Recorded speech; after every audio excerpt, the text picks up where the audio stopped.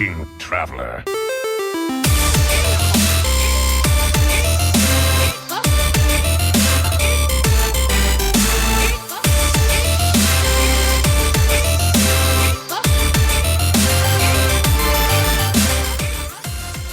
Welcome, everybody, to another episode of Born to be Wild, a Wild exclusive Hearthstone podcast where we like to talk Wild Hearthstone and showcase members of the Wild community. I'm your host, Nate Wolf. Joining to me today as a guest host is my good friend Hydralisk. Welcome to the show. Thank you. And special guest Mike Lowe. How's it going? Yo, what up, everybody? I'm doing great. Man, it's a long time no see. It's great to have you on. So very, very excited. And post-birthday show. But before I get started too much, Hydralisk, for the folks who aren't as familiar with you, can you give us like a little intro? Yeah, for sure. So obviously I'm Hydralisk. I've been Hydralisk since like 98, 99, kind of through the original StarCraft days. Never changed my name. So here I am playing Hearthstone, Hydralisk. But I've basically been playing the game since about 2015, and eventually when Brand Bronzebeard was leaving the standard meta, I could no longer play standard because, I mean, double battle cries are pretty awesome. So at that point, I decided, I'm gonna play some Wild, and since then I've been a Wild player, mostly. Dad Legend has been my thing. I was in the Dad Legend group for a long time. And I think that's where I first saw Mike Lowe. It's probably through Dad Legend. Yeah, buddy. And just still having a great time with the game. Awesome. Well, thank you. Thank you for filling Craig's shoes. I appreciate it. I have a tendency to pick Canadian co-hosts, apparently. Oh yeah, I forgot about that. Yeah, up here in Canada, yeah, we're in the Vancouver area, so I'm pretty close to Blue Train, which you just had on. Yeah, it actually it works out well. At least we're in like the same time zone, which never happens to me and anybody else. But it makes it convenient for me, anyways. Yeah. But enough about you. Let's talk about Mike. Welcome to the show, dude. I haven't talked to you in a long time, so. Yo. Yeah, I know. It's we go way back though, and I think we've got a good song for you at the end of the show today. This is our third song together, right? 3 songs. Yo, what is it? 4 more? We can have an LP, or is it? Hell yeah! They get a little bit better each time too. So they really do. Yeah, this one coming out later tonight, I'm very happy for it. Like we got some heat. Like standard players, like yo, you better get your rhymes up because Toki's on my wrist, and she's saying that your time's up. Like all players, we bring bars, man. Spoilers, it's good. Yeah. These standard players, yo, better step it up. But I'm sorry, let's get back to the show. It's been a while, man. The last time was like 2 years ago when you had Into the Wild. Yeah. It's been a while. Hey, so for the people who are watching the show or listening to the show who aren't as familiar with you, can you tell us a little bit about yourself? Like how long you've been playing and I don't know, whatever you want to share. Yeah, so I'll ride Hydra's coattail. I go by Mike Lowe. I've been Mike Lowe since 1987. And then, next they started calling me Mike Lowry. So been Mike Lowry since 95. But just messing around. Been playing Hearthstone since season 4. Was it August? No, season 6. I forget. The Ice Crown card back. So like August 2014. I missed beta. I was playing Magic. I'm jealous. So yeah, I missed the first few seasons because I was playing Magic a lot. And the friend group I had in real life kind of disbanded once one guy got a girlfriend, then someone else did, and this kind of devolved into that. So then as the last 3 friends were together, they showed me this game called Hearthstone. You could play cards with friends without being in person. So, of course, ever since I've been playing Hearthstone as my main game. I've been playing strategy card games ever since 2002. Got a local card shop in my town. It's called Double Midnight Comics. And they'd host Yu Yu Hakusho, Dragon Ball Z, Magic, and all kind of card games. I think did I say Yu-Gi-Oh? I don't think so, but yeah, no, that's okay. But all the card games. So like card games are nothing new to me. It's just cool that we have this digital space now, where like you can play these games on your phone. But I won't get too geeked because the digital space kind of got abused with Dragon Queen Alexstrasza and Zephyr. So I'm glad they're starting to tighten things up. These 0-mana cards, but we'll talk about it later. Well, and I think we got to be friends. Gosh, I don't even know how, but I think we've got kind of common friends with our 1600 Dust family over there. So shout out to Chris and Ziggy and Spivey and Matuna. So yeah, super cool. We got connected all around the same time. I want to say from Dad Legend, like Hydra said, and then from 600 Dust. And then from Hero Power, of course. We were playing UHL back in the day too. 2 years ago, but we were linked like prior to that, like because we're now in year 6 of this game. So, jeez, yeah, so it's like 5 years, yeah. But it's cool to be back on the show. I wish Craig was here, but I wish him the best. I know life happens, so it's all good. But chilling here with you, chilling with Hydra, got everybody in chat, so this is cool. Yeah. So we, some changes. We're trying something new. Trying to do the show live. Trying to do some more video content and some. And I have to actually shout out to Zeroshio and the guys from Hero Power that are hanging out over there. I kind of stole some ideas from you all. Hey, they say right. Imitation is the sincerest form of flattery. But we started doing this co-op gameplay after the show, and we fully stole that from you guys. So thank you very much. But yeah, so hey, so you go by like Mobile Mike or Mike Lowe TV, and I wanted to chat about that a little bit because you primarily play mobile, right? Yes. So you and everybody else, you can find me on any social, whatever. It's Mike Lowe TV, but it is a running joke from my buddy Jet. He had a league format series, because you can't say the L word. He had a league format series, and from that point, I didn't have my computer and equipment anymore. I just had my cell phone and 2 old phones prior to that. So I just been using those 3 devices since last August to do any and everything you see me do online. At first, it was really frustrating because like when you have a computer and a beautiful setup like Hydra does right here, props, bro. It's very frustrating to go from computer to phone. But like after doing it for so long and meeting other mobile content creators from other countries and Discord servers, I've found a lot of different apps and ways to make things work. So not that I don't want to go back to computer, but like I found a way to make this very easy now. So it's pretty cool. Saw your lake house video stream there, and that was amazing looking. Oh, hey, yeah, that. It was very, very nice. Yeah, man, I would tell you what, any day of the week, I would rather be sitting out on the deck at your lake house than sitting in my home office. Okay. It's man, it's beautiful. Where are you up? It's like, where's that, up in like Maine or somewhere? Yeah, it's called Gray, Maine. It's a Sabbath Day Lake. Okay. I made a bad joke about Black Sabbath, not knowing what Black Sabbath. It didn't work out. I went back to the tavern, got back online, pulled the seat up by the hearth. Oh man, good stuff.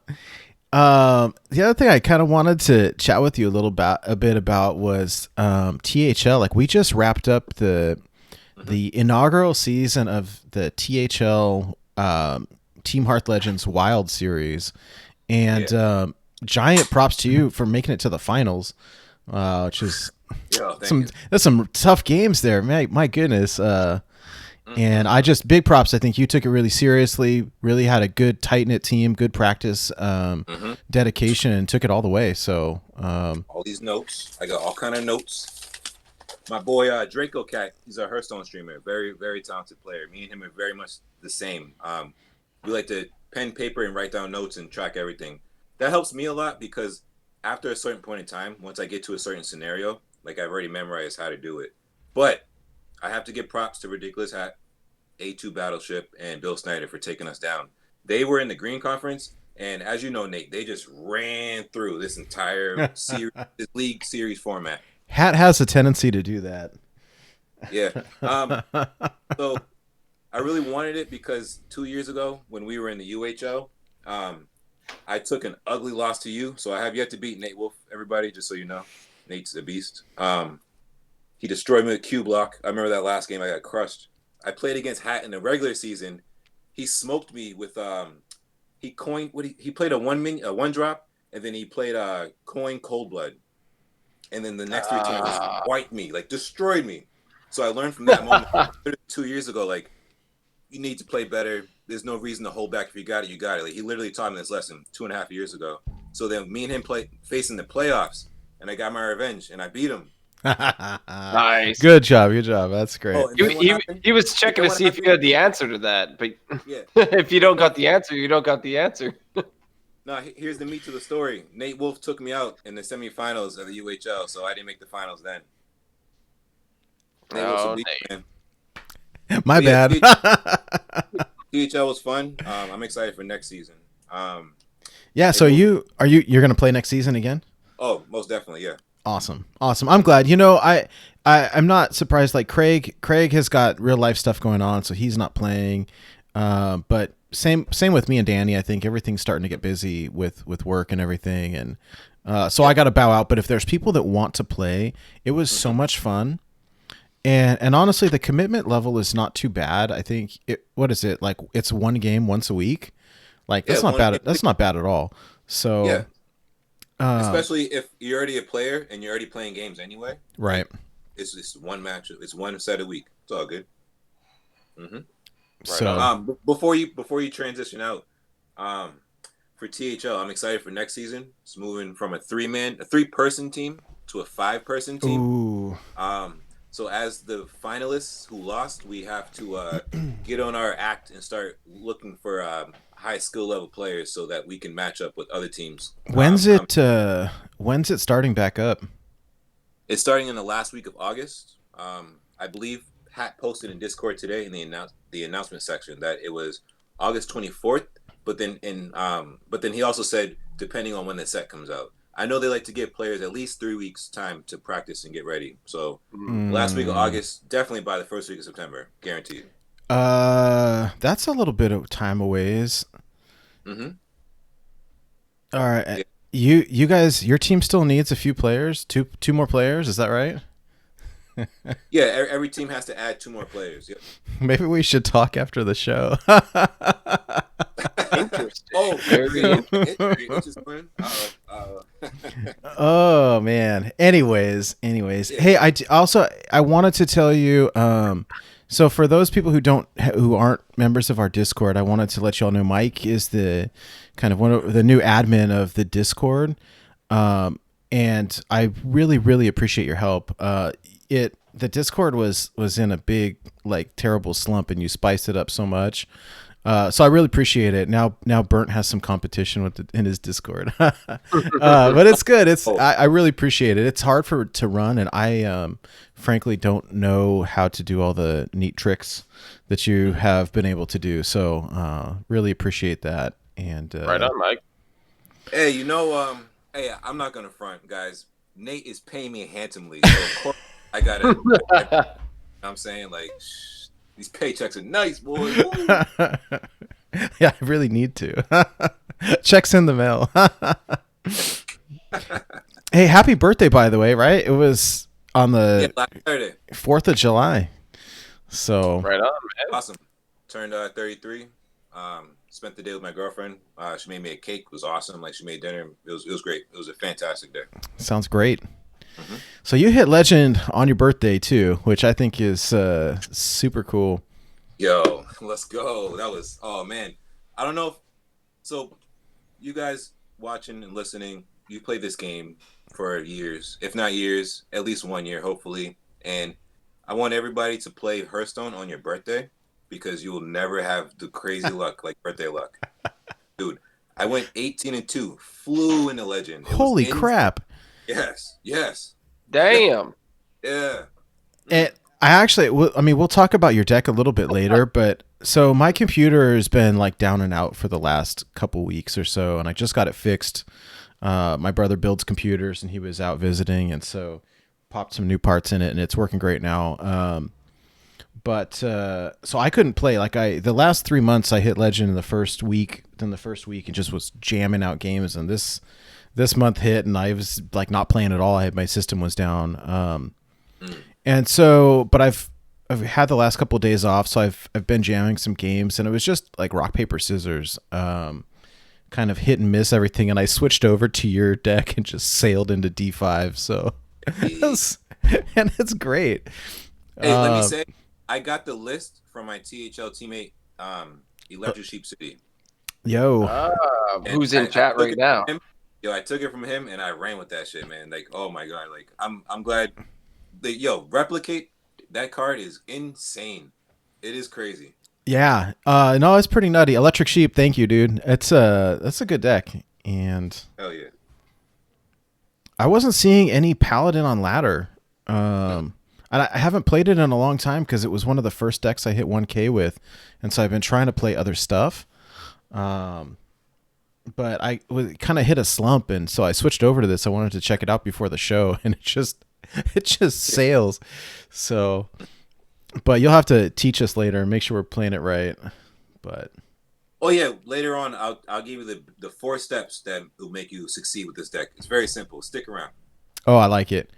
Oh, hey, one other thing I wanted to ask you about, and Hydralisk, if you got questions, interrupt me. I'm sorry, I kind of just talking. Mike, I saw your new avatar, and it's freaking dope. So you're like, oh yeah, Emperor Thorison remix. Yeah, baby. So tell me, where do you get this? Because I really like it. All right, so I got it from my buddy. His name is Shofu the Beatdown. Him and his brothers are content creators. His brother Shofu is a Pokemon YouTuber. Okay. So it's a set of 3 brothers. 2 of them do content creation. But the one who made this one is Shofu the Beatdown. I'll grab my phone and put his name in the chat. One day I saw him tweeting, and he said that he can do said work for a price in my tax bracket, let's say, put it like that, and hit him up. And I was like, I know you might not play this game, but I'm looking to take this character and kind of spin him into something I would like. So he took it. It took him like maybe 8 hours. He sent me the first draft. I saw it, and I was just like, I need that right there. So he finished up, sent it to me, and I was like, this is sick. Like I'm in love with it. It's pretty cool. Nice. No, it's really good. I was gonna ask you to circle back to the Dad Legend days for a minute there. Yeah. How did you find the whole group of Dad Legend? Like for me, I somehow ran into Blister guy, Ray Walkinshaw. Yeah. He's the guy. I don't know if I think I played a game against him, and like we became friends, and he's like, dude, check out this Discord.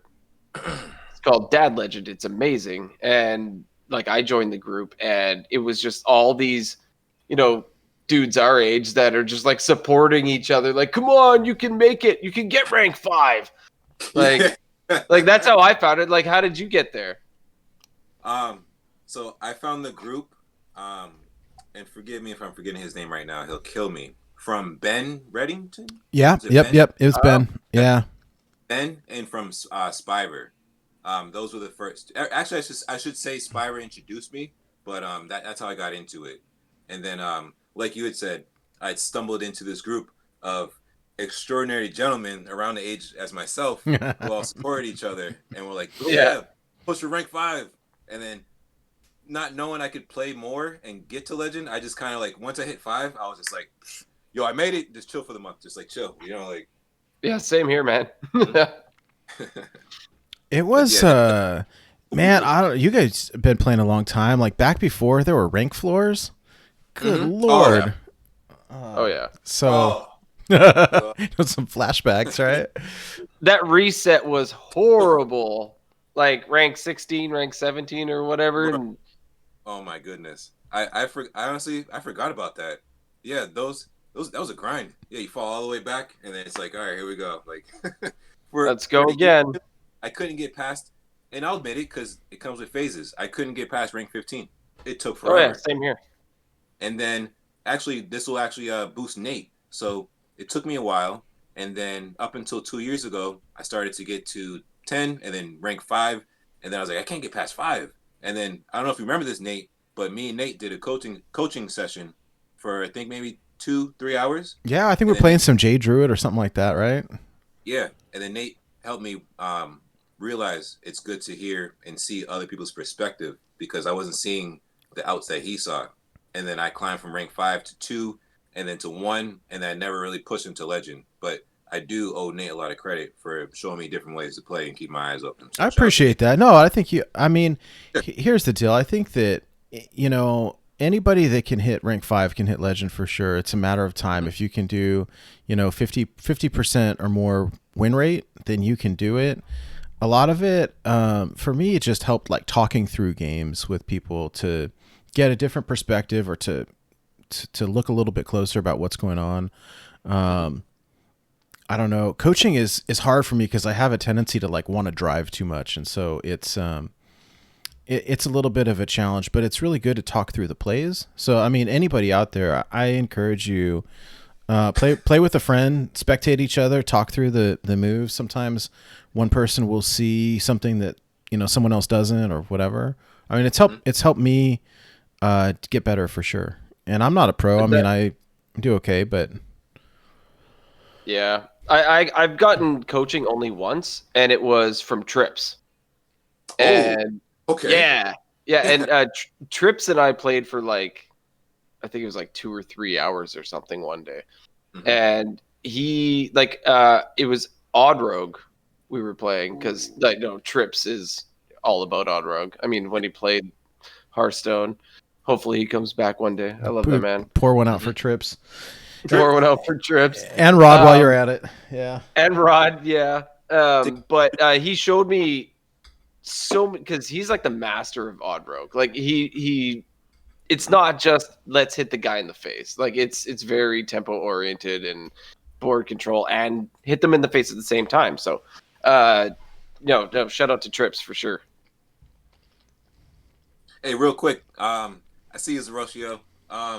So Nate gave me a coaching session, but there was a handful of times, more than a handful, where like watching Hero Power and listening to Zeroshio, and like spectating his games, he's another person outside of a coaching session, but it was still coaching, that he showed me different ways and different lines of play. Like you and Zeroshio from 4 years ago, bro. You guys really put me on this path, so I appreciate it. Not gonna lie.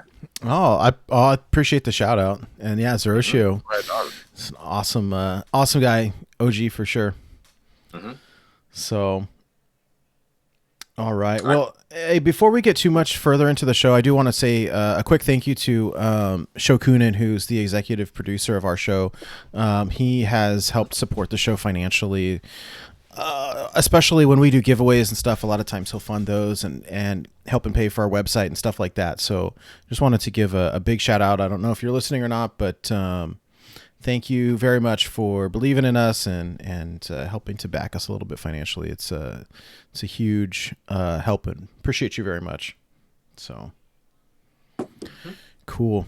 All right, well, we got a little bit of news. Actually, kind of a lot of news, like at the last minute. So yeah, that's kind of cool. A lot of stuff to talk about. I think before we get into the nerfs are the big thing, but I thought it would be good. Hydralisk and I were talking a little bit about this offline over the last couple of days, and thought it would be good to chat about Reckful real quick, just because like it was such an unfortunate situation.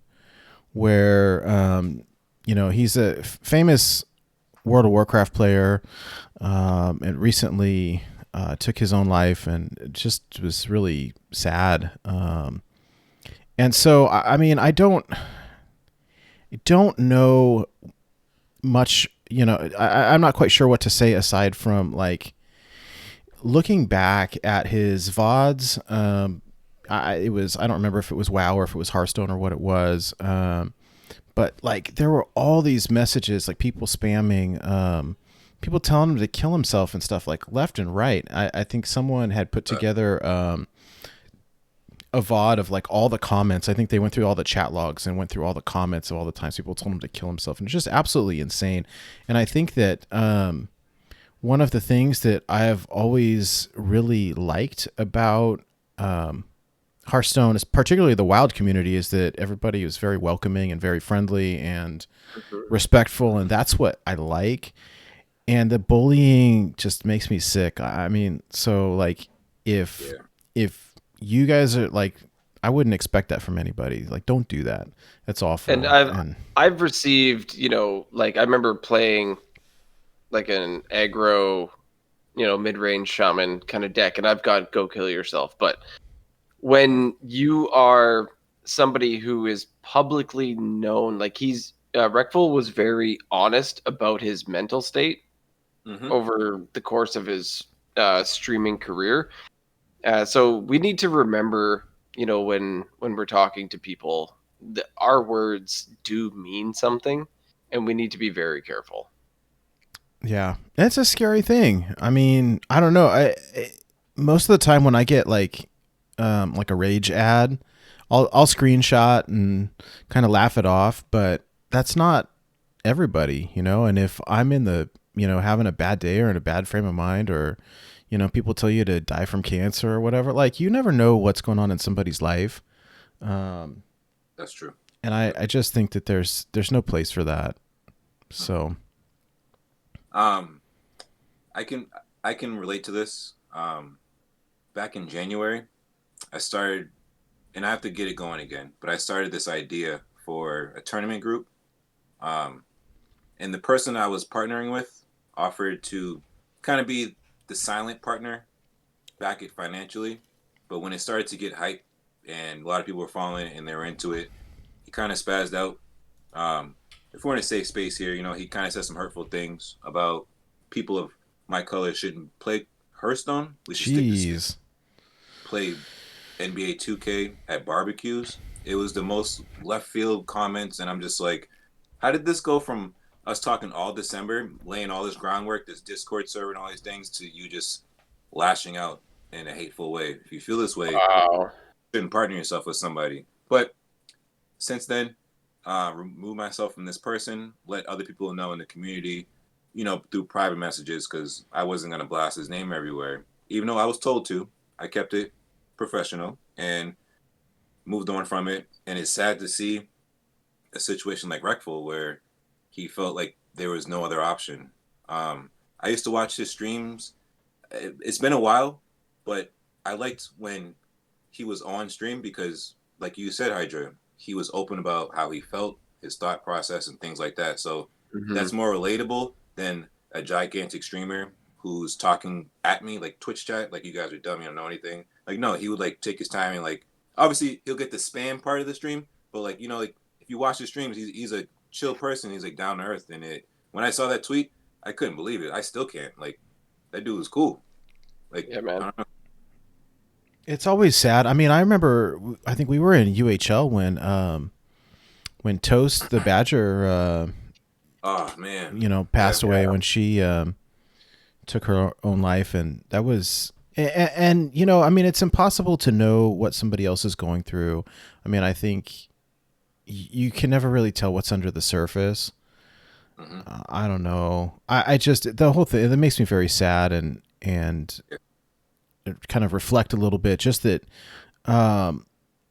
something to keep in mind is that the face that people, choose to show everybody else is not necessarily how they're feeling inside. And, keep that in mind. I mean, it's a very simple idea, right? You treat people the way you want to be treated. So I never understand just what's going on with these little kids telling people to kill themselves. Like, it's absolutely ridiculous. I feel like that has to be the only answer. They're just uneducated younger people. I don't know. I mean, I guess we're a bunch of like older guys, so it doesn't. Yeah. We got the Dad Legend group together today, so yeah. All right, listen up, nothing wrong with being older. We got the experience, That's right. That's right, man. That's right. Anyways, so but that being said, if anybody is ever in a bad place, please like reach out to somebody, reach out to me or one of us or somebody Anytime. Mm-hmm. Yeah, please. Yeah, yo, reach out. You heard Nate. I'm always on Discord. I'm one of the rare people. At me. I love being added. I don't know why everybody else hates it, but you can add me. At All me, that bro. boy. All that. That's awesome. All right. Well, let's move on. There was a little bit of shakeup in the Hearthstone team that we saw in the news over the last couple of days. I almost didn't bring it up, but I thought if I don't bring it up, someone will ask me to bring it up. So the art director, Ben, God, what's his last name? Ben Thompson. So there was recently news that he had left the team, and then he had posted he's like, yeah, I left after last BlizzCon, over a year ago, but he exited quietly. All right, it's off doing other things. So I didn't realize until I checked out his portfolio on ArtStation how much he'd done over half the card backs, a bunch of the boards, a bunch of the old stuff. Pretty much, I believe he did the board for Nax. He did it's a bunch of the foundation of the game. So sad to see him go, but I'm sure he'll do something great. And we've seen with other Hearthstone folks in the past where they move on to other projects within Blizzard. And that just means that hey, when Diablo comes out, it's going to be really awesome, or whatever other thing he's working on.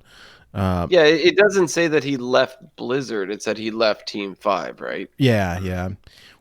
And then something that just came out over the last hour or two was that Hadija, who does the VFX, left the team, and she's still with Blizzard as well, but is no longer on the team, working on another unannounced project or secret project. So interesting. But as far as I know, she was in charge of a lot of the awesome entrance animations that we've seen recently. It's just a really amazing person. So while I'm always sad to see people leave, very curious to see what's coming next. And so, well, that's the thing. New blood into the game can mean all sorts of new and great things, right? I think you're right. When Ben Brode left, dude, I was heartbroken because the dude was the spirit of Hearthstone, and I was so salty about it. I went through this the 7 stages of grief. I'm not joking. He was just really great. Yeah. And I was like, oh, the game's gonna be terrible now. It's gonna be awful. And then it's been fine. I'm still sad about that. I still haven't found a flannel shirt to do flannel for Brode. Oh man, yeah. Did you ever see? We did a flannel salute. It got a couple hundred people to put on flannels for this. I'll have to dig it all up one of these days. Yeah, that was fun. That was awesome. I was like, I gotta find a flannel. I ain't got one. Oh man. So, but the team's doing good. We'll see. I know that the pandemic is kind of throwing everything off a little bit. So yeah.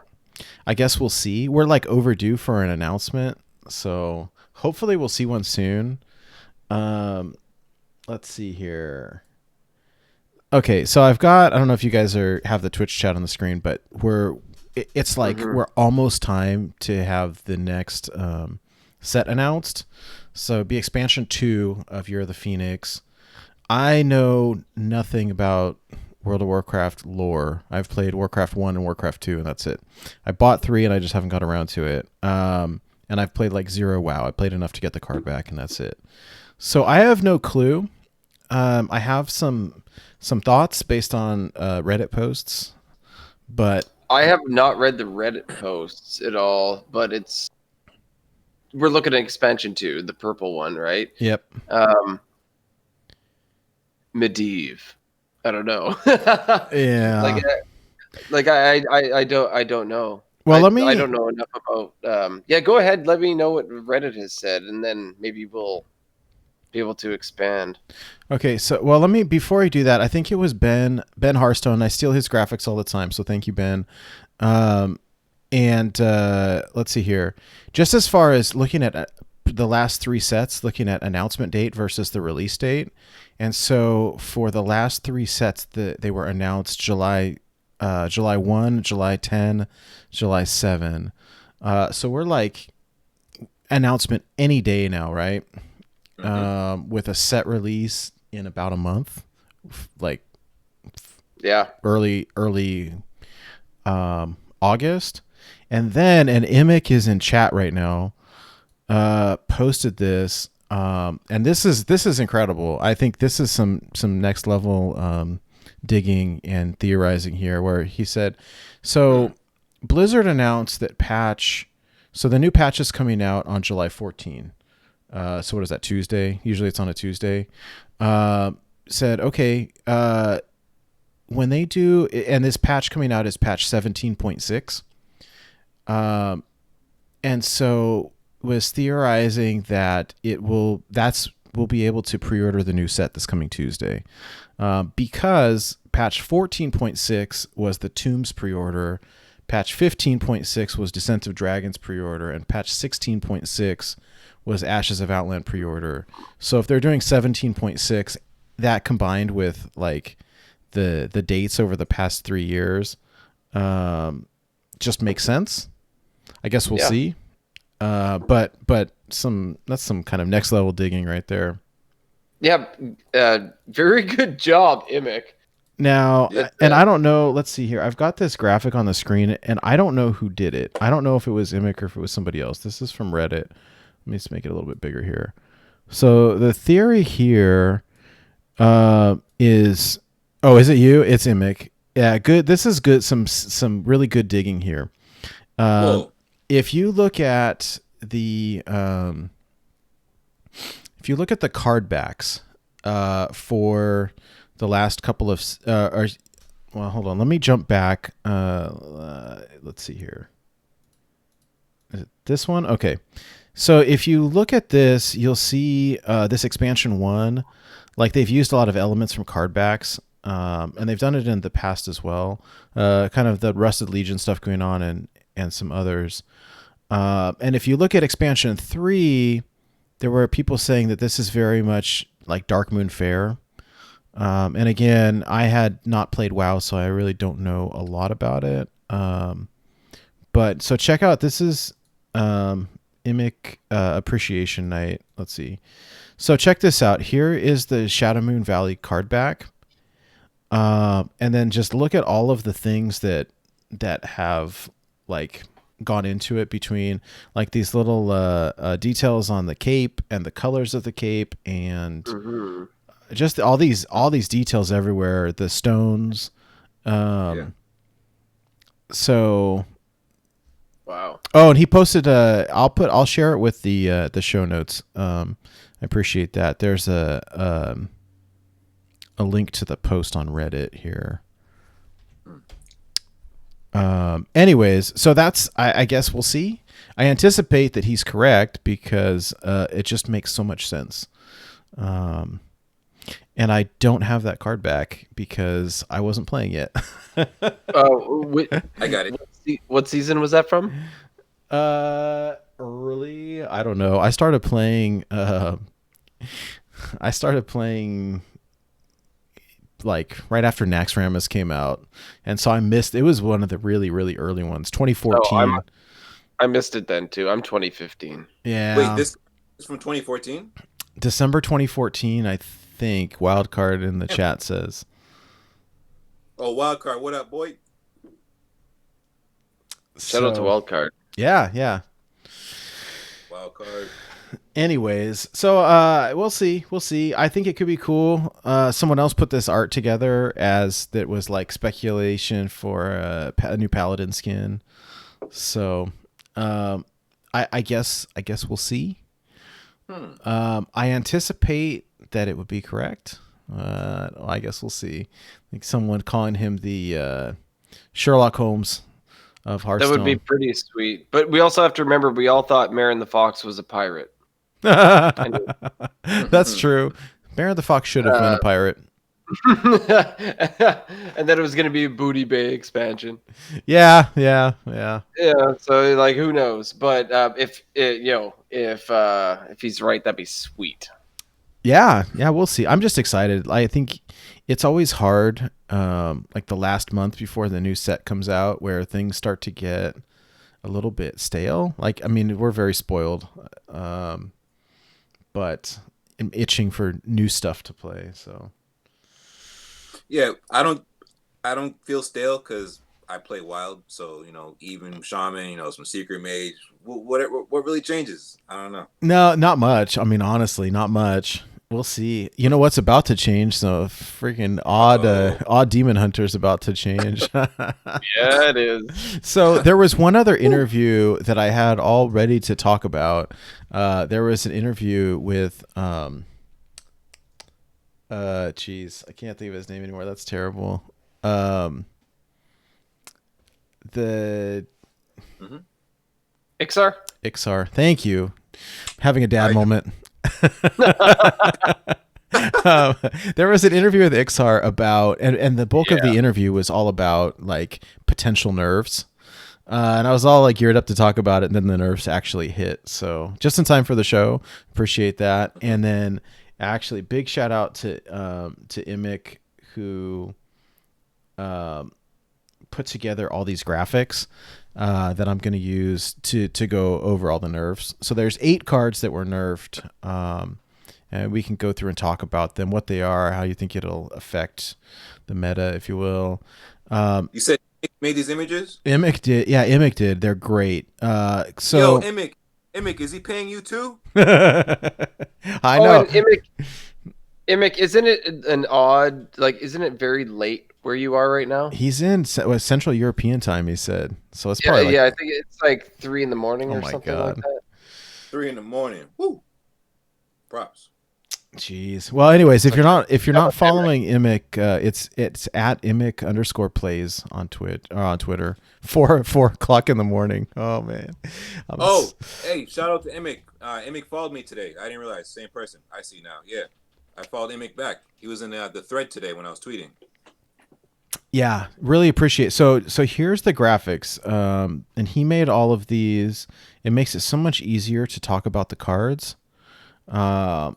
So it shows exactly what changed.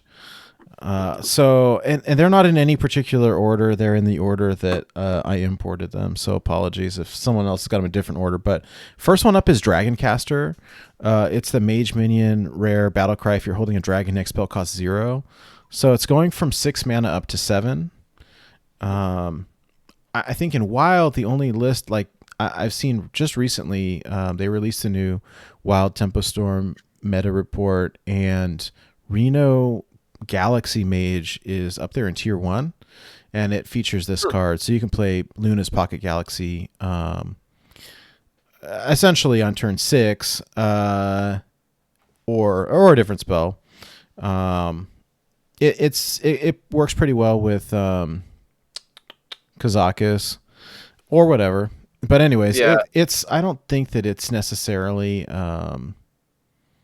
I don't think in Wild it's a big deal. I think this whole thing was for standard with the puzzle box is why this was nerfed, right? To make puzzle box a turn later, because people were coining this out on turn 5 and playing puzzle box and getting a bunch of secrets and some wolves on the board and but for Wild I don't see that it being much of a deal. I tend to agree. I mean, I think that when they do nerfs, for the most part, they are not taking into account Wild. I hate to say that. Every once in a while they do. But for the most part, there's very little impact on Wild. I think Demon Hunter will be a big exception to that. But I think we're typically kind of the afterthought. But Mike, do you see any change at all to Wild on this? I don't see any change at all. I hear everything you guys are saying. I just like to see it from a different point of view. Not that they don't care about Wild. I just see it as they're making these changes for whatever's happening in Standard. But we all know Wild is the place where everything goes when it's broken. So I don't really get too salty or mad. Maybe it's just from playing all these other card games for years or playing this game for years. I just expect crazy. So let me jump in, figure out what I'm going to play for crazy, and then let's go at it. Yeah, I agree. Yeah.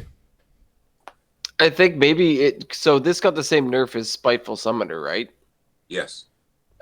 So revert when it's rotated? It could, yeah. Oh. I wouldn't be surprised. I mean, right? and agree. Like, I don't think I guess what I do want to say, like, I don't want to be. I see a lot of people complain about Team 5 and about the devs and stuff, and like that's not what I'm trying to do. I think typically, when we talk about balance change, we're talking about the impact is a lot. I don't know. It's more meaningful on standard, particularly because there's the tournaments or the grandmasters or whatever, and that format rotates a lot more frequently, and so there's going to be a lot more of a mix up or a shake up, if you will, in standard. And I think seldomly, what they've shared a lot of time is how it's not necessarily they don't care about wild, but they've expressed kind of what you were saying, Mike, is that, hey, wild is truly that. Like, it's supposed to be wild, and like there's supposed to be crazy power level, and everything is supposed to be kind of nutty. And so, like, if you can't hang, then go play standard, right? And everyone, if there's something that's completely broken, then they'll watch it for a year and then maybe do something. But Hey, quick question. I don't know if this is too far out there. So, is there ever a way where they can, I don't want to say nerf, let's say they can edit a card specifically for the standard format and then it plays different in wild, or is that just too much? I think that might be too much. Okay. I mean, it would be cool, but yeah, no, I feel like that would cause a little too many problems. Like, I don't know, like on their end, like not for us. Or maybe people confused. They're like, oh, I'm going to take this deck into the other format. Like, oh, crap. This said it did 10 damage. Now it does 7. Yeah. Because they don't want any confusion on card text, right? Like, that's the big thing. Is when card text is a thing, then that's usually what they don't touch. I mean, I guess they could maybe nerf a mana cost, but I don't think they would ever do that. Yeah, I just wanted to ask. See, I think a lot of crazy thoughts, so you never know until you ask. Well, I like the idea, and since we're going down this path a little bit, I don't have the graphic for it, but they've been talking about. So when this year came out, they were talking about these different phases, and that there's supposed to be a new game mode coming out this year sometime. And so I guess we speculate from time to time what is that new game mode going to be, and I mean, I've talked about my thoughts a couple of times, and bottom line is I don't really know. But what do you guys think? Anything like we could have a whole nother format. It could be I don't know if you all play Magic at all, but essentially like, hey, maybe you make a 60 card deck, or maybe it's like they have special rules, Ben was specifically said to save your wild cards. And so that's what made me think, like, how Magic has like a legacy format that has everything, and then a different, like a smaller format that has some things, or maybe there's like things set to cycle through. Yeah, the rumor, I mean, the one that people talk about, I feel like the most, is it sort of mirroring what Arena's doing right now, and having cycling what sets are currently standard, right? Who knows? Like, that is a really good guess, because we would have to keep our wild cards to do that, and say they only have 5 sets active at a time, and then basically and say those 5 sets are only active for that season, so you'd have like 1 month and not enough time to figure out the meta, right? I like the idea. It would definitely shake things up a little bit. I don't know if that's what it's going to be. They could go completely left field, and like I didn't expect Battlegrounds. Battlegrounds has been a lot of fun too. So like, who knows? But that seems to be what people are guessing. What do you think, Mike? Real quick, no, I won't trash Battlegrounds. I don't do new game because I'm still hung up from when I played auto chess, and Hearthstone took me away and like, oh, we have our own, and we're gonna let you play with your friends. I'm still waiting for when they said that in December that I could do an 8-player lobby. So to answer the question here, I'm hoping it's wild cards, and it's like one of the tavern brawl formats where like you can team up with the partner or do something else. I just want it to be some kind of bring a friend in. I feel like this game. I wish that'd be so cool. I have a mode where total you can play with feeling another that that's friend coming, outside dude. Battlegrounds. My bad, Hydra. Say it again. Oh no, yeah, sorry. There are rumors that that's a thing. I wish I could find the source right now, but there's been talks about how the 8-player lobby for Battlegrounds is a rumored thing. To Blister Guy's been talking about it on his show. About that was a question that was asked in the summit, and they said they were working on it. So. If that comes, then multiplayer and maybe other ways could come, right? So that'd be who cool. knows? Yeah. I mean, from a professional level, right? When they first announced, like, hey, we're working on tournament mode, and everyone's like, oh my god, this is cool. This is what we've wanted forever and ever. And then, you know, they worked on it and they worked on it and they worked on it, and then they're like, yeah, it's not where we want it to be. It's not good enough. We don't feel comfortable releasing it. We're putting it on hold, and everyone got there. Just the amount of backlash was so crazy that if I'm them, like, I would keep working on it in the background. I'd be like, yeah, we're not working on it, and keep working on it, and just not say anything, because, like, from a management perspective, right? Like, you just get crapped on for the next year or whatever, while everyone's complaining and they want this. Like, I would do it on the lowdown, wait until we have it perfected, announce it, like, hey, by the way, tournament mode comes out next week, and just have people freak out. As opposed to, I mean, that's my 2 cents. So that's a real thing that happens. Like at my work, where I work, like, we don't tell people about the prototype things that we're working on. Right, like, it's not like, oh yeah, don't worry, we're gonna make this cool thing for you. We surprise them with the cool thing. So yeah, that seems like the right thing to do to me, anyways. I mean, it's the same for me. Like, you do something and you're not prepared, and everyone gets all upset, and they just won't let you forget it. Have been there, done that enough times that I don't care to repeat it. Don't you guys have phones? Oh. Anyways, what else has been nerfed here? Let's see. Okay, Metamorphosis. Oh, and Imic is, just so that y'all know, green means good, red means bad. And so if it goes from green to red, that's genius. It's yes, it makes a lot of sense. So Metamorphosis is the Demon Hunter legendary spell that changes your hero power to deal 5 damage. Now it has gone down to deal 4 damage. So, I mean, that's 2 less damage total. Is it enough to not be played? It's still a hell of a lot better than your actual human hero power. I think that it'll stay in odd Demon Hunter. Like, I mean, it's not. Yeah. It's still 8 points of damage over 2 turns that goes over taunt. Like, I think it seems fine to me. It's reach, 8 reach. Right, there you go. And they can't touch it. It's not like it's your weapon. Yeah. Right. No, they can't do anything about it. There's, I think, the only disruption. What is it? The grizzled wizard or something like that swaps your hero power for a turn or something like that. Yeah, there's some sort of tech to that, but nobody plays it. Yeah. I think so. And then we have Corsair's Cache, or Cache, however you say it, was 2 mana, draw a weapon, give it +1/+1. Now it's draw a weapon, give it +0/+1, or +1 durability.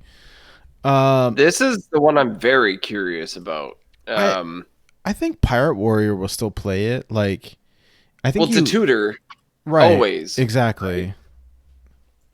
Yeah, so I think this went from like a crazy powerful card to now it does what it says. Not to say something stupid and obvious, but like, it's a tutor card. Draw the weapon, and the deck is designed around weapons.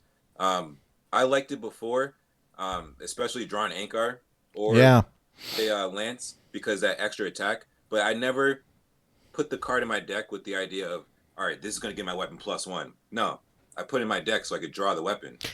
So I'll still play it. I'm still gonna play it. I think so too. I mean, it's not quite as good. I think what we really wanted about it, especially for Ankar, or for the bomb weapon. What I always forget the stupid name.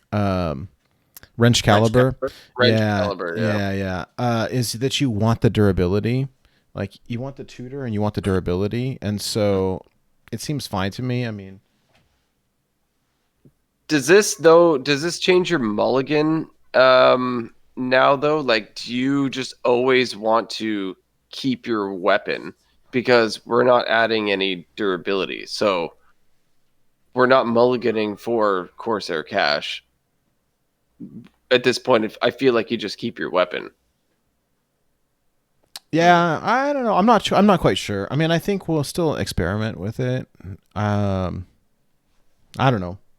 It's always interesting to speculate, and maybe Hydralisk and I were talking about this yesterday when we did our set release show or our review show, like before Ashes of Outland came out. We scored all the cards. We had the top 16 cards, and like looking back now at towards the end of that set to see how everything like that we scored really high, where it actually lands. Like there's a few that we were right and there's a few that we were wrong. So it's kind of the same thing here. Like we can speculate, and how it actually works out is a whole different thing. But I guess we'll find out. Yeah, Yep. I'll be straight up. I'm still gonna keep it. I want to play it to draw the weapon, get the durability. And hey, after a day or two, if I'm doing it wrong, then you'll see it in my legend rank. That's true. Okay, so here's the biggie, I think, for Wild. The Demon Hunter epic weapon, the Warglaives of Azeroth. Went from 5 mana 3/4 to a 6 mana 3/4. It's still a great card in Standard. And I think Electric Sheep was really talking about this. When we talk about nerfs and Wild, typically how they affect us is like the odd and the even decks. And this nerf, like it totally wrecks odd Demon Hunter. So yeah, I love the chat right now. Let it go. So, I don't mind. I think when Twin Slice got buffed or changed or whatever it was, like combining Twin Slice with Warglaives was just absolutely crazy. So, yeah, Zeroshu in the chat saying even Demon Hunter. I saw someone post on Twitter over the last week a Reno, what is it, like Reno even Demon Hunter deck that hit Legend with it, and I was like, what? Why? What is like, someone was asking me like, what is the point of this? Like, there's no point. It's a meme. There isn't. It like the meme of having Gen Greymane at the beginning, like right? Like it's not even a good. You could probably just play even without Gen, and it would be better. I think so. Yeah. You could put something better in there. Damn. But it's funny. They hit Legend with even Demon Hunter. Would they have like Knife Juggler, Snow Flipper, Penguin, Ultras? Like what? I'll dig up the list, but we'll have to talk to Zeroshu later unless he can get it to it. He says he's got a theory on even Demon Hunter running Justicar Trueheart. Ooh. That would be certainly interesting. So hey, I'm getting better at hitting Legend early in the month, so I have more time to mess around. So I'll definitely play that. Right? I think that's the hard thing now with the ranked changes is that you like I'll cruise into Legend with a good win rate, and then tank hard in Legend because I want to be playing meme decks, and then like I have yet to get an 11-star bonus. I don't anticipate it happening anytime soon, but I guess we'll see. Mm-hmm. That's the one thing about the 11-star bonus is, if you really want to get it, the incentive to meme is gone. It's right? gone. Yeah. Gone. Yep. All right. So the next one up is Fungal Fortunes. It's the Druid rare spell. 2 mana, draw 3 cards, discard any minions drawn. It has been nerfed to cost 3 mana now, which frankly, I don't really think that. I don't think that it changes. At least I've been playing it in Linecracker Druid, and frankly, I don't think that it really changes much for me. The way that the Linecracker combo works, like you have to have your minions in hand, and then you're digging for your spells to combo off. And so, at least for me, like I mean, I've played it early a couple of times and not been punished, but I've also played it like because I was forced to against aggro and like discarded my Emperor Thorison or discarded my Linecracker and just been like, ugh. So, you know, and then again, like I don't know that I'm necessarily playing it the right way, but for me, like I would typically wait until I had my minions at least before I played it, because you discard one of them and like now your combo's out the door. So I don't know. I don't see this as a really significant change. I opened 2 golden copies of these, so they're going they're going Very nice. Nate's running to the bank. Right? The other ones, I have a golden Dragon Queen Alex that I crafted, and I'm keeping that one for sure. But yeah, so, I've got the same. I'm not disenchanting that card. It's just, I mean, when you have a golden card that gives you other golden cards, Oh, premium. right? Yep. That's the best. Sounds good to me. And it's still a good card. Well, we'll get to that, I guess.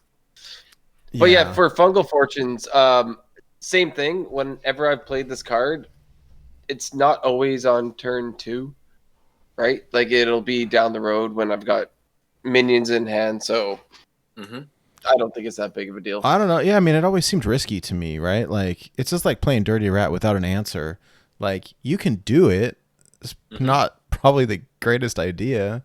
Or if you're, you know, you're up against a wall and you have to, like you can. Anyhow.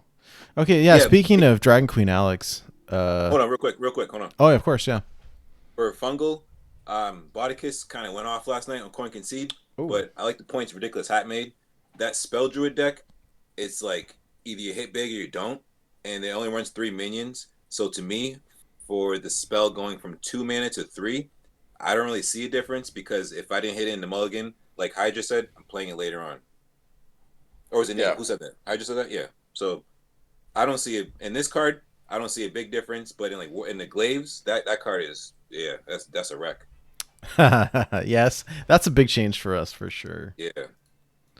Okay, so Dragon Queen Alex draws a changed from Battlecry. If your deck has no duplicates, add 2 random dragons to your hand. They cost 0. Now they cost 1. Here's my thought. Like it makes me sad in one regard, because I love this card and it has won me games and it's awesome, especially Golden. That being said, I think that in Hearthstone, or really in any card game, like anytime something costs 0, there is the potential for very broken things. And so having the dragons cost 1, like, okay, what it means is that you can't play Dragon Queen Alex plus 2 dragons on turn 9 or 8 with the coin, but I think that's fine. I mean, a lot of times I think it was a mistake to dump your full hand anyways, you know, in the event that your opponent can wipe your whole board. So I don't know. I mean, we'll see, but I'm a little bit sad, but I'm not surprised, and I don't know. I'm definitely sad too, but I also think if they release the card this way, you know, 9 mana 8/8, add 2 dragons to your hand, they cost 1. I don't know if we would complain.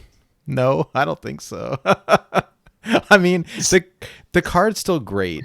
Like, so that's how I see it. Like, even though, okay, I can play 1. If I got the coin, I can play the second one, or I got a Innervate, I can play them all. Right? Yeah.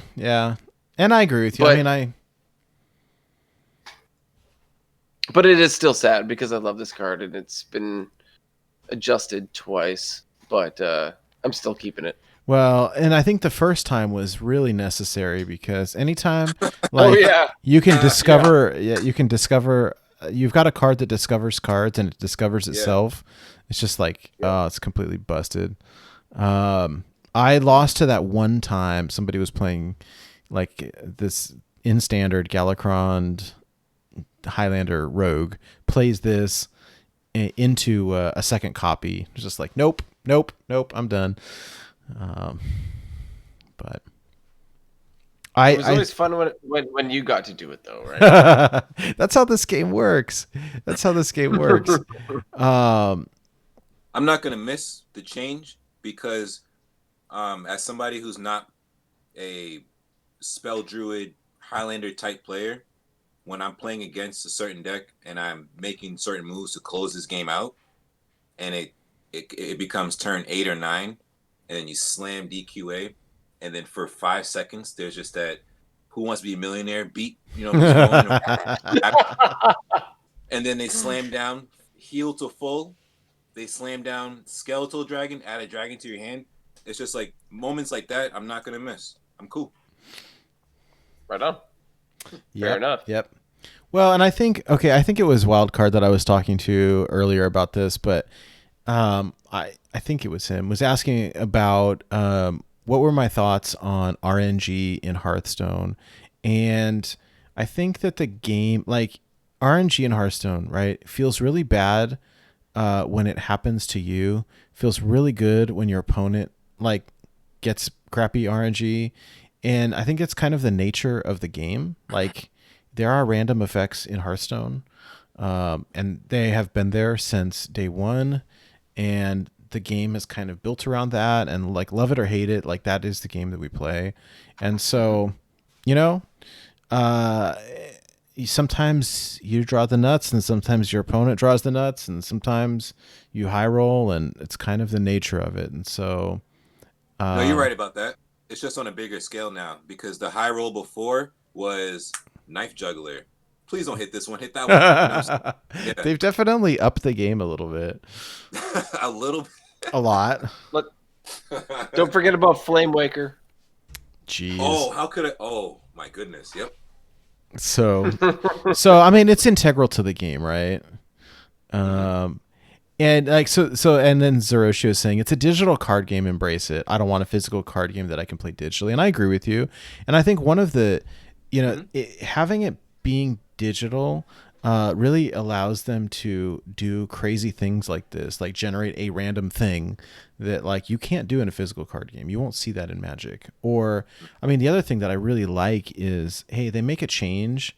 They can push out a patch. They can push out a hotfix where in Magic, they're like, yeah, we're banning this card. You can't use it anymore. You know, it used to be worth this much and now it's worth 0. Or now, you know, your favorite card, you just can't play it anymore. And at least here, you know, they can make changes right away. They can, you know, they give us some dust refund if we want. And there's a bunch of things like the discover mechanic is really cool. And, you know, it doesn't always work out, or sometimes your opponent gets something awesome. And, but this is a neat thing that they've got going for them that other TCGs just don't. So I like it. I like it. Cool. All right, what else we got? So Galakron, and I think a lot of the different places were counting that there were 10 cards nerfed, but I think it includes the different stages of Galakron. So essentially the change, this is Galakron for Rogue, the Galakron the Nightmare, changes. So as the card is invoked, you draw more and more cards. They used to cost 0, now they cost 1. So, I don't know. In my mind, I heard different people online saying that they feel like Galakron Rogue is now unplayable, but I think that generally, like a 1-mana card is still good. Playing cards for 0 feels a little bit problematic to me. Just some like crazy, bizarre swing turns. But it's kind of the same thing with Alex, right? Where it's really cool when I do it to somebody else, but when they do it to me, I get really upset. So Like this is definitely huge, right? Because you can play this on turn 7 and then have all these cards to play for free. yeah, You I mean, can if you can't do that anymore. right, right, right. So that is inherently massive. But like you said, a 1 mana card, like a 6, 7, 8 mana card being one is insane. But yeah, no, that swing turn is definitely gone when you play this on curve. So Yeah, I mean, So, we'll see how this changes things. I mean, very few people were playing Galakron the Nightmare in Wild anyhow. I mean, yeah, I some have to like point out. I no, have to no. point out the 1 mana backstab in chat. yeah, yeah. Uh, I play a lot of this Galakron card in Wild, so I'm very upset. At the same time, in a year's time, I will look back and be like, I'm glad they did this because I've said for a while, back when what was the combo? The Snip Snap combo. I was like, Mech Warper shouldn't let any cards go less, but you kill that combo, you still got Mech Warper. We'll talk about this deck later because Mech Warper is insane. So DQA getting changed, this card getting changed. I have to brace myself and get ready because I'm really sad. Me, Brian O'Brien, and other mage players. I feel like Sorcerer's Apprentice that they got their eye on that girl. I'm gonna be Ooh. sad. Sorcerers, Ray of Frost, Evocation. Like I feel like at some point they're gonna come after her. Well, and I know like one of your favorite decks of all time was always Exodia Mage, right? Yeah. Yep. Oh yes. And so I mean, I like it too. Mm-hmm. If they do like cards cannot be reduced below 1, like there goes your Exodia combo. I mean, Yeah, there goes a lot of combos. Yep. Nobody plays Exodia Mage anymore. man, I though, lost to it. man. I lost to it on ladder today. Someone, but Hey, somebody was playing it with the. Somebody that's was playing. hilarious. Somebody was playing it with Quest. It's very. I'm not a big fan personally. It's interesting, right? So you can play, rather than playing like the classic Exodia Mage with your Sorcerer's Apprentices, you can play it with the Quest. And then once you've got 4 out, you can play the Quest, for 1 mana or something like that, is that right? And then on your second turn, then you play Antonidas, and you can go off. So it's a way to play Exodia without having to run Emperor Thaurissan.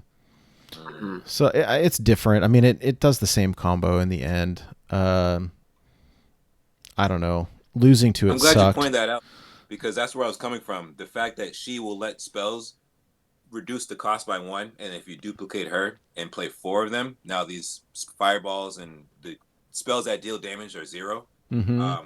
I'm just gonna try to play as much mage as I can before they change it.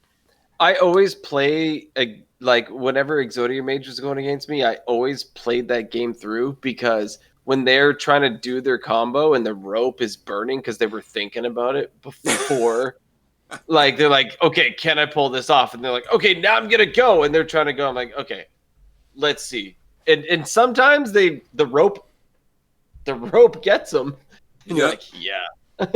Require my assistance, rope. Yeah. So you always got to play that one out because the rope gets them sometimes. Yep. Every once in a while, yeah. All right, what we got? Looks like we've got one left. Kane Sunfury went from a 3/5 to a 3/4. I think really I don't see really any change to this. I don't know. I don't get this one. Maybe it's a preemptive thing. I don't know why.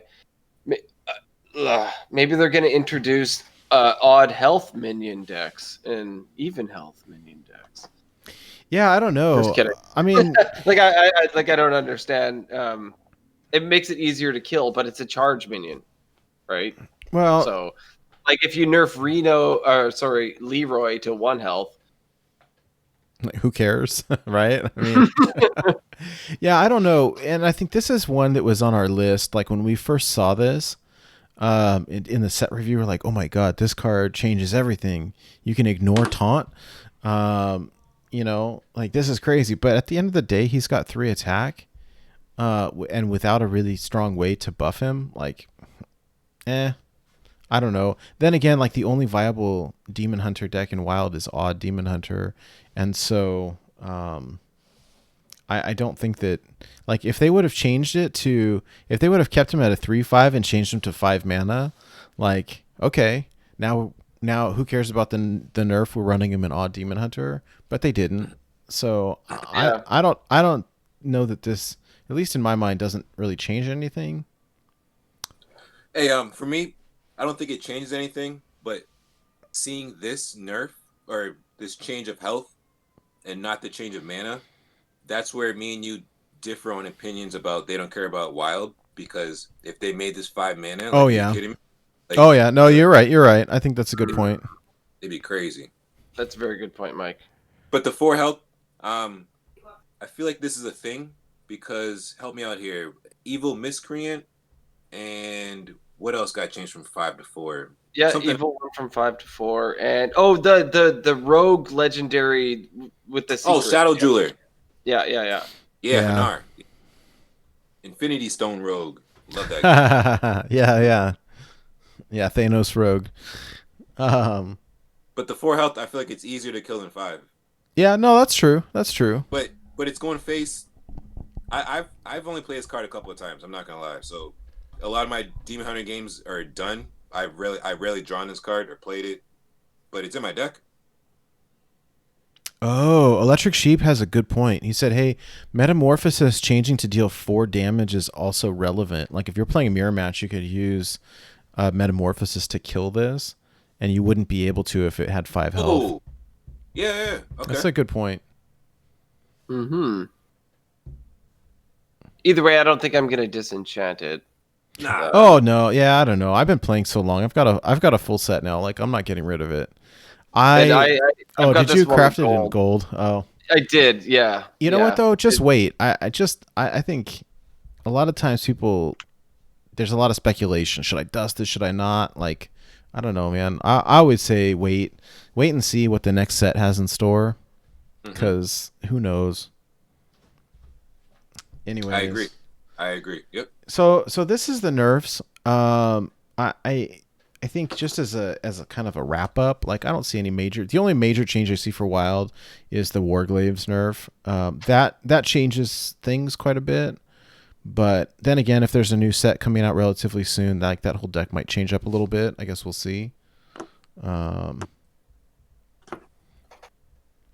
Yeah.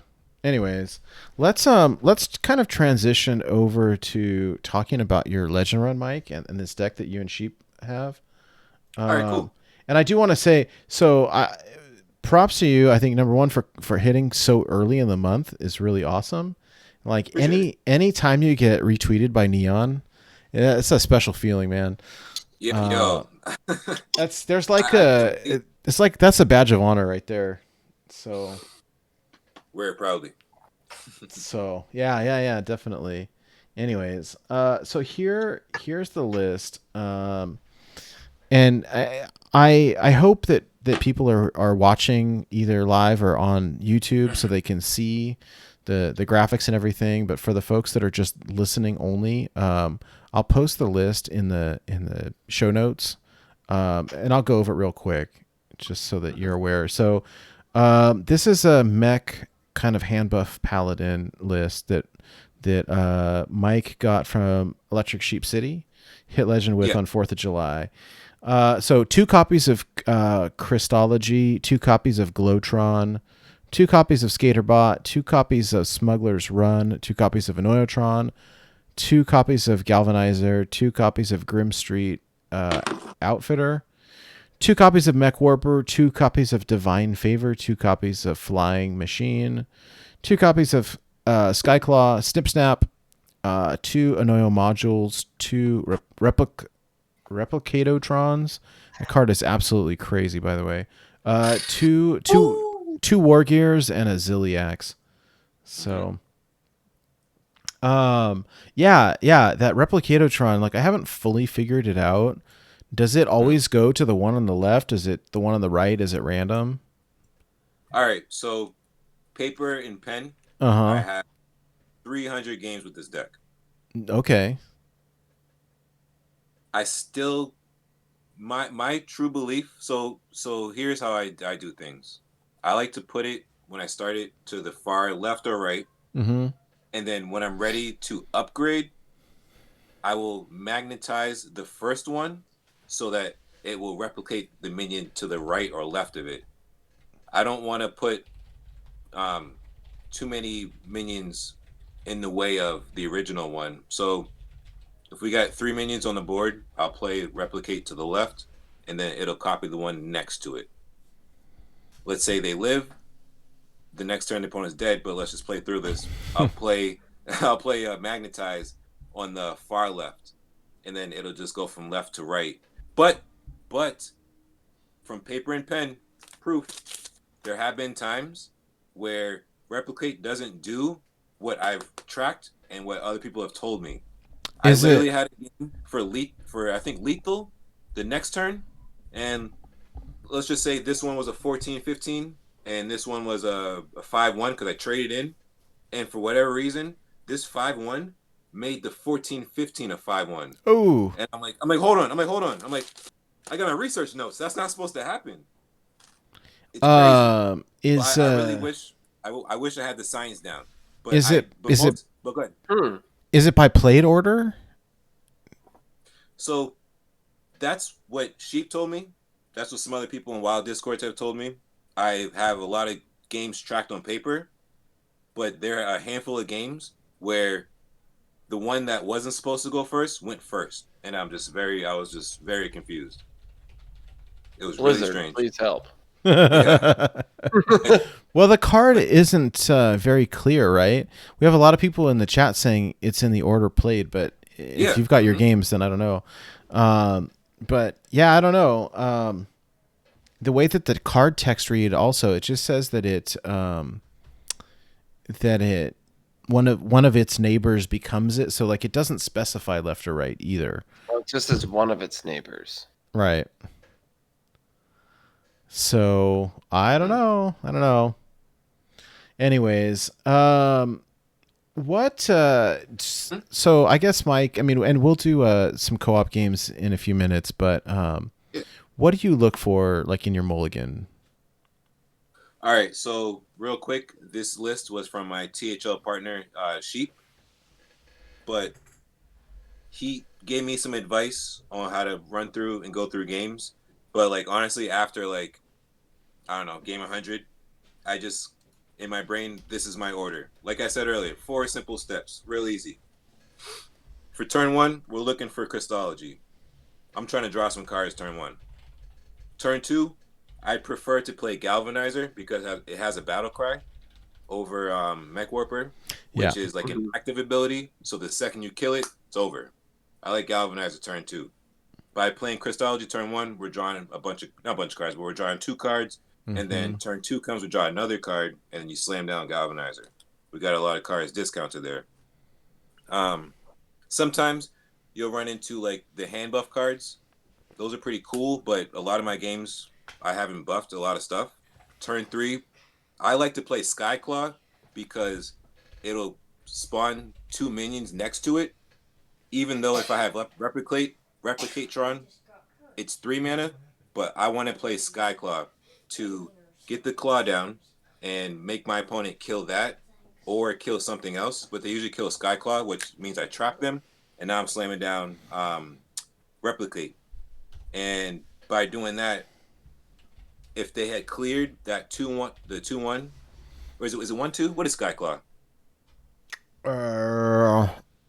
What is it? It's a. I think it's 1-2. I think it's a 1-2, and then it gives you two 1s. Yeah. So they'll kill Skyclaw because they don't want the mechs coming down that got discounted to be all jacked up.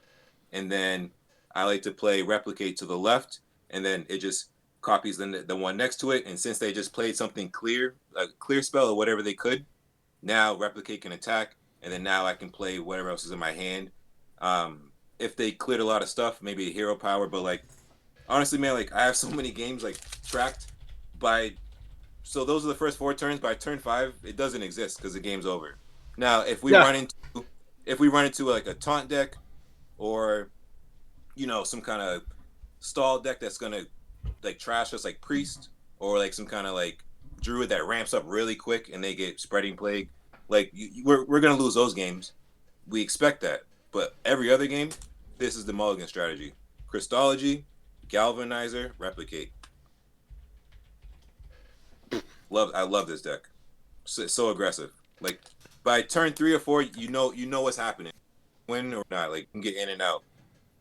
Yeah, Like yeah. you're watching Netflix with your girl, you can play this deck. You can play this deck. Like I'm telling you guys, like on my birthday, we were sitting on the couch. We were watching what's the show? 90 Day Fiance the other way. Oh, my brother told me to watch that show. Watch it? Yeah, I haven't seen it. I haven't seen it yet, but he told me to watch it. He said it was just the craziest thing.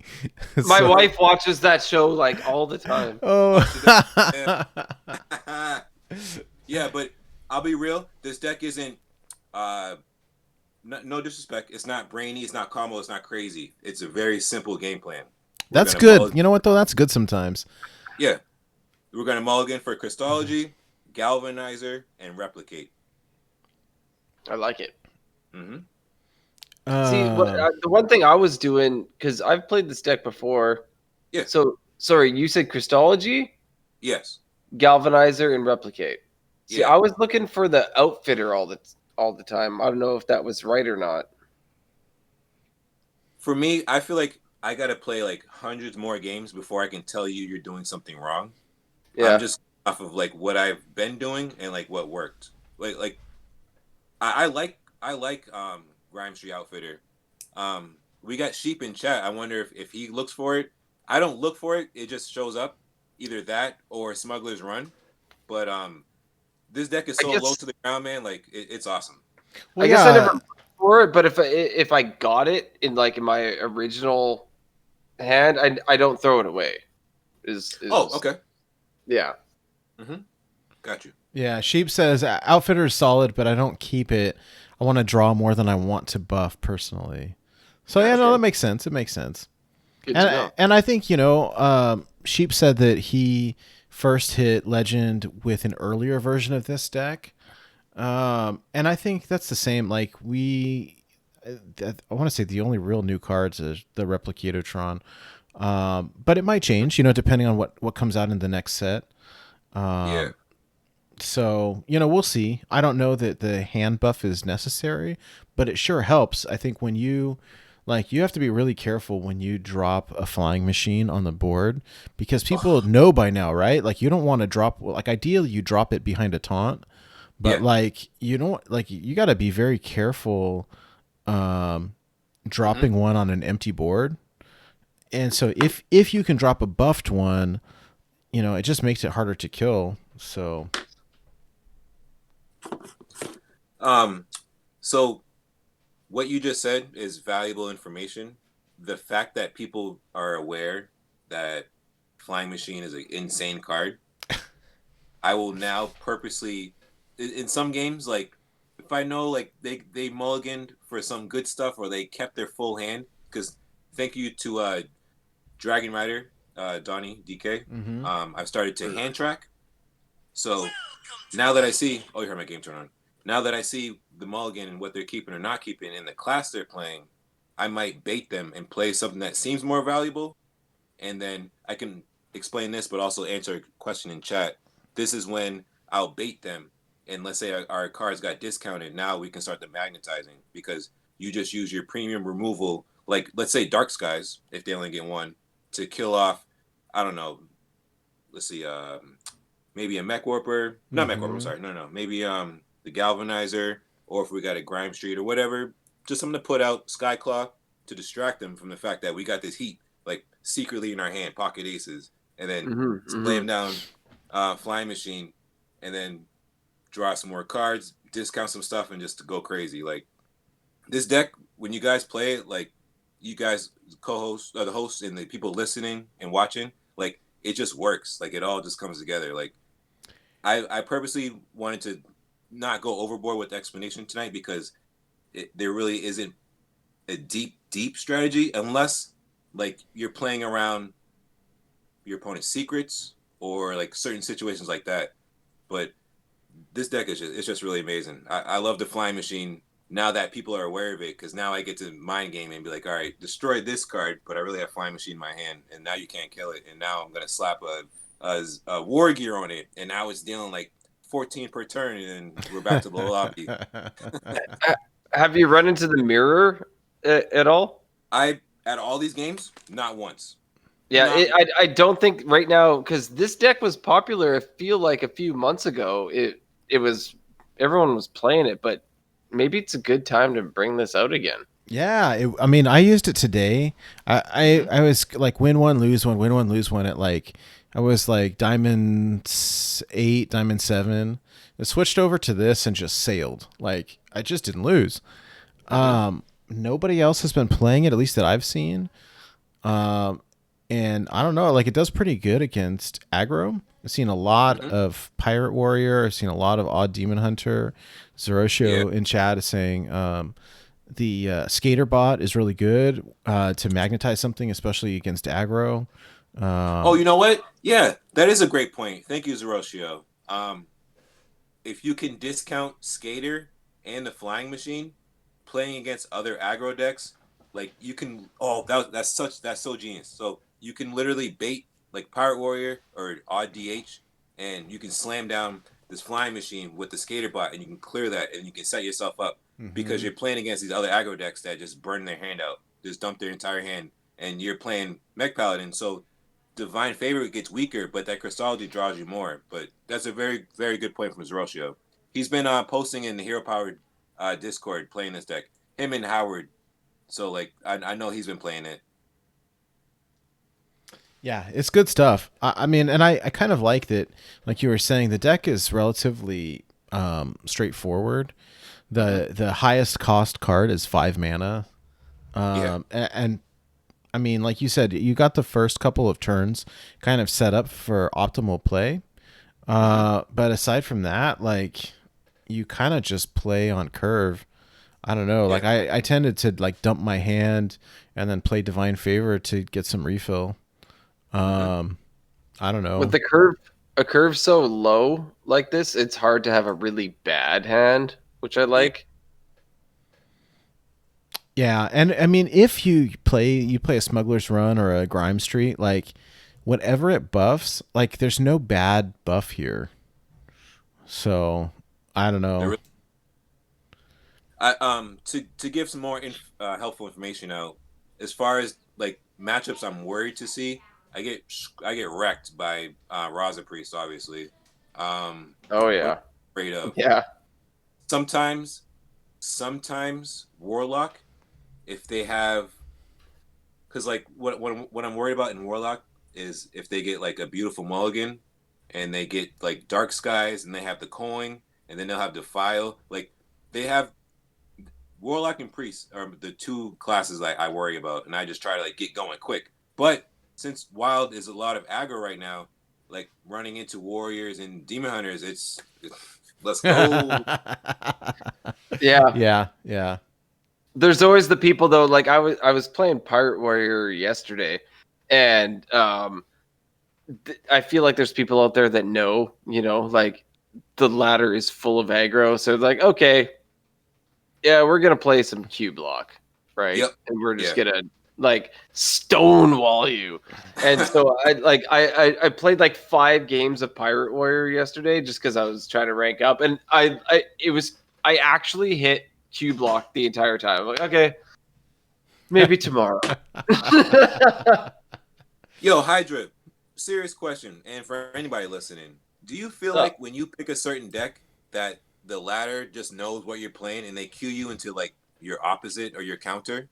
Is it just me? Serious answer, I feel like that's how we feel. Okay.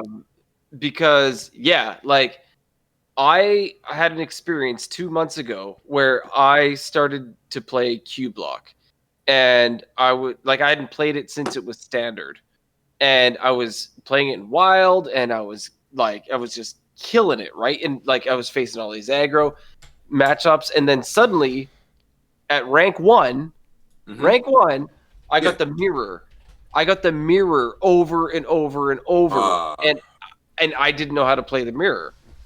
And I just tanked. I actually tanked all the way from rank 1, 2 stars, down to rank 5 again. Ouch. And I was not happy. But I feel like it was just the meta had changed.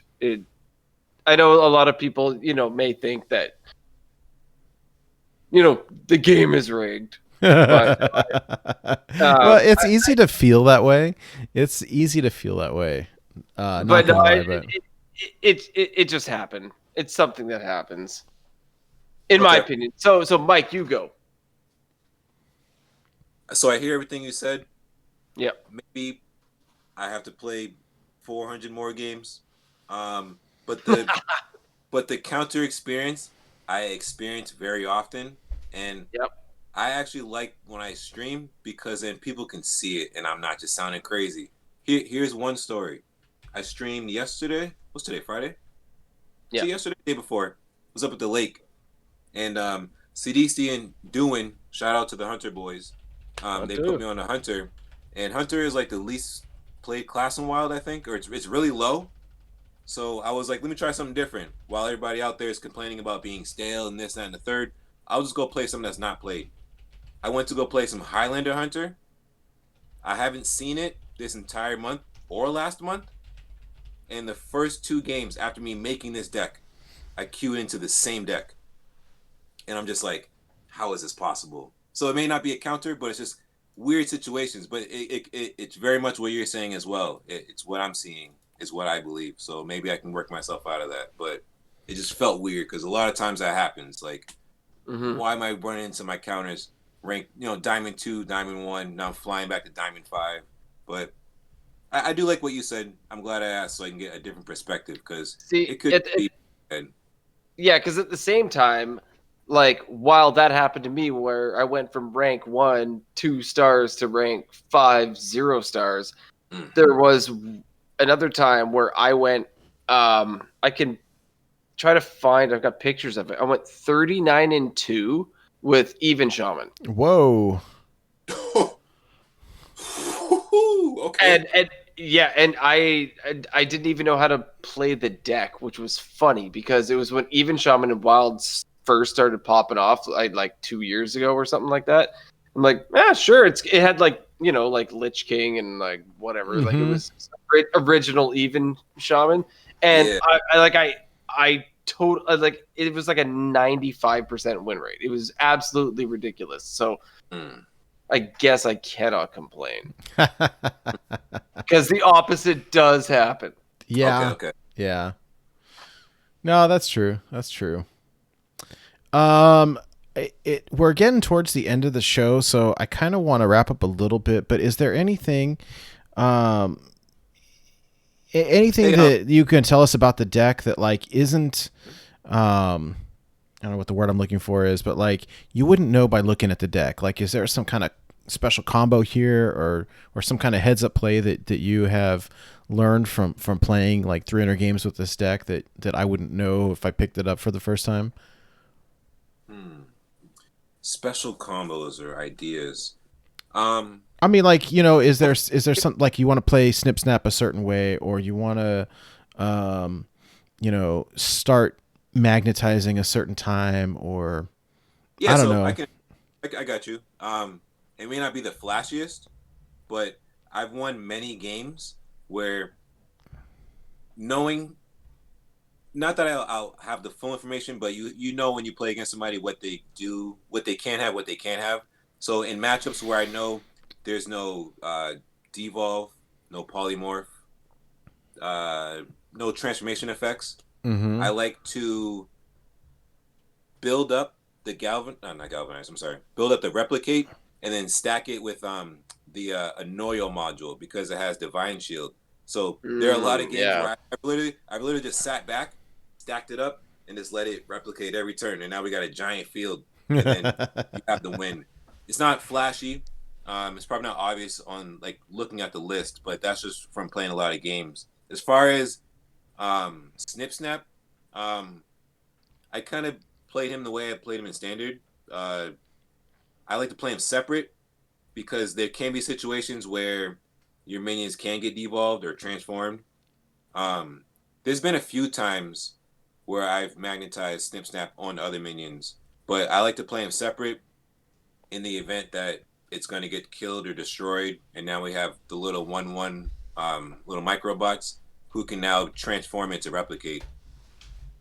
But Salty McNutty has a good question for you, Mike. He asked, do you protect your mech warpers, or do you just magnetize them? Oh, great question. All right.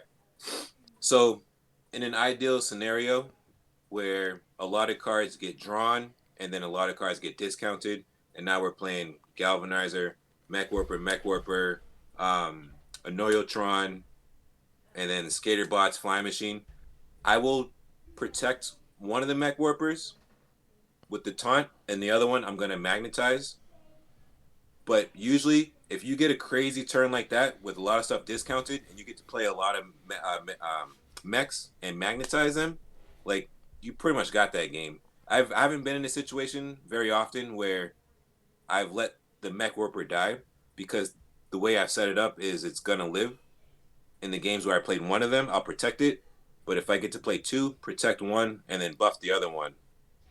I hope that answers the question. But yeah, I'll leave it like that. If I play one, if I'm in a situation where I play one, I'm gonna protect that one.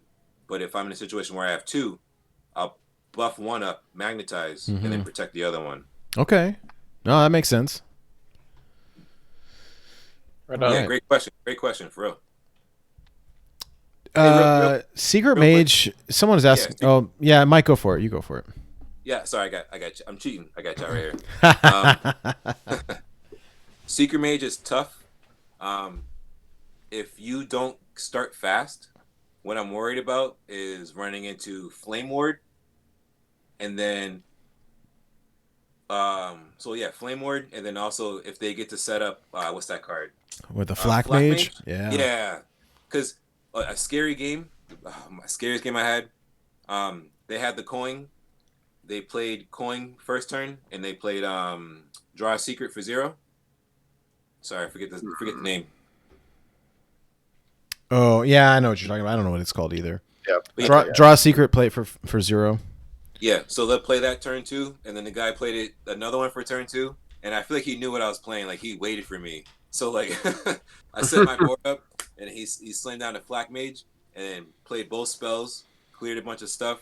I played both secrets, cleared my stuff, and then when I tried to set up again, like, I knew it was going to be Flame Ward, and it just got wrecked. So, Flame Ward can be tricky if they get their secrets set up before you, like, get set up, which might sound dumb, how most games go, but Secret Mage can be tough. At least they don't play what is it, Vaporize, right? Like, that would be the worst. Oh, that'd be a tech. Yeah. Like, if this deck ever takes off and you got Vaporize, goodbye Flying Machine. Yeah. I will say the nice thing with Magnetize is that your cards, like, what is it, like the sheep, the secret one, secret polymorph or whatever, like, won't work on the magnetic cards. Like, when you're magnetizing something, because it's not a new minion. For those who don't know, I'm pretty sure a lot of people know, but this podcast will live forever, so people will always hear this episode. When you play a magnetized minion to the left, it doesn't count as a minion touching the board. So yeah. I love playing around flame. What is it? Explosive runes and potion of polymorph secrets. That also gets snipe too, right? Yeah. And snipe. Yeah. Good call. So good stuff. One other thing I think before we wrap it up, Zeroshio also had a really good point that if you think that your Mech Warper is a target, you can buff another minion to make that minion like the bigger threat, so that they'll go after that minion as opposed to your Mech Warper. I think for me, like, I dump my hands so quickly that, like, I don't know, like, I just play the Mech Warper. I mean, there's some situations where you want to protect it, but there's also, I don't know, like, this deck is like balls to the wall. Like, you just, like, I mean, I'm not sure, like, when I'm playing Q Block or I'm playing some kind of Reno deck or whatever, like, I'm trying to be strategic. I was trying to save cards for a combo or something like that. Like, this card, like, or this deck, man, you just jam. Oh, yeah. You're all in. Yeah, so I kind of like it. I don't know. I typically will play more mid-rangey decks, but like the last few months, I've been playing all aggro, and the games are really fast, and you win or you lose by like turn 5, turn 6. Um, or maybe a little bit later, but like it's pretty decisive. You're not going to have these control like 30-minute matchups. So I Oh don't. yeah, if you hate long games, this is the deck for you. Yeah, yeah, for sure. Okay. All Oh right. man. So let's start to I guess like wrap things up a little bit, and then we'll play some games on the co-op for a little bit. So if anyone wants to stick around, you're welcome to watch. We'll talk through some games and see, have Mike teach us how it's done. So oops, I pressed the wrong button here. All right, so Hydralisk, where can people find you? You can find me on Twitter at Hydralisk_HS. It's the same thing also on Twitch, Hydralisk_HS, to catch me streaming some Wild Hearthstone or some variety games, as I tend to, spread my wings and play a little bit different games. So, yeah, both those two places. Cool. And Mike, what about you? Where can people find you? All right, you can Oops. catch me on Twitter at Mike Lowe TV. Also, as I tweeted earlier, it's going to reveal my new streaming schedule. Yeah, I want to hear this new schedule. Yeah. All right. So we're gonna be going live 3 days a week.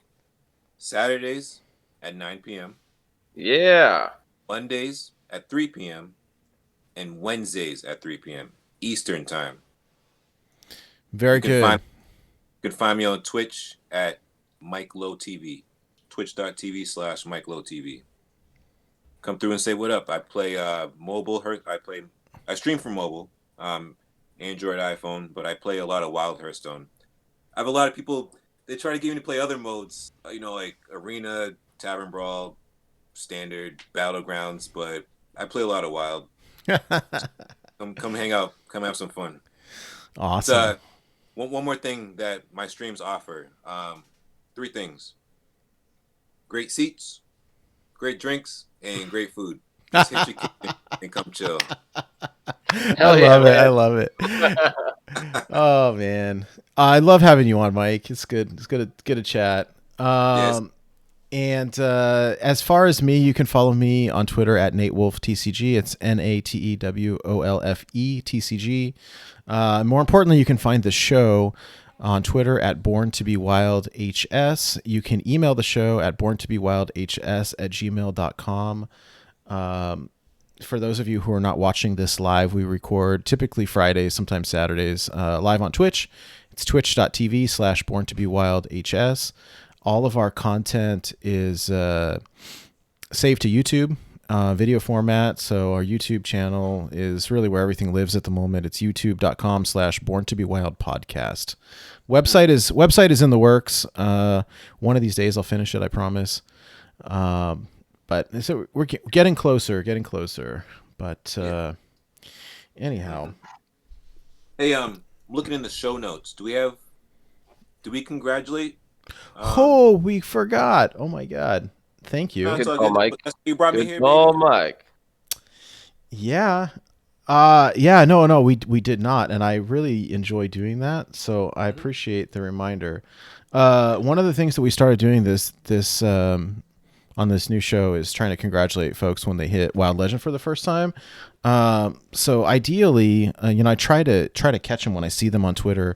If I don't, please tag me or tag the show, just so that we catch it.